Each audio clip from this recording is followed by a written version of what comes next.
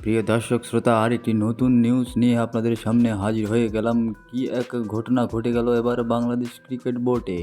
তো আপনি আমি সবাই তো জানি যে বাংলাদেশ ক্রিকেট টিমের ক্যাপ্টেন হচ্ছে লর্ড নাজমুল হোসেন শান্ত। তো লর্ড নাজমুল হোসেন শান্ত তার বাসা থেকে বের হয়ে একটু দূরে যেতেই একদল পাগলা ক্রিকেট সমর্থক নাজমুল হোসেন শান্তকে সজোরে পিটাতে থাকে এবং মারতে থাকে। এক পর্যায়ে মারতে মারতে নাজমুল হোসেন শান্তের প্যাটের উপর পাড়া দিয়ে দিল একটি দর্শক।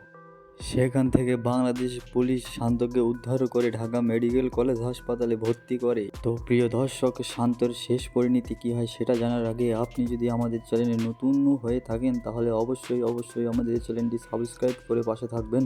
শেষ পর্যন্ত ডাক্তারের পাওয়া খবরে আমরা যা জানতে পারি, শান্তের বুকের হাড় একটি ভেঙে গেছে। তো শান্ত কি পারবে সেই ভাঙা হাড় নিয়ে ক্রিকেট খেলতে? তো প্রিয় দর্শক, শান্তের শেষ খবর পেতে আমাদের চ্যানেলটি অবশ্যই সাবস্ক্রাইব করে পাশে থাকবেন।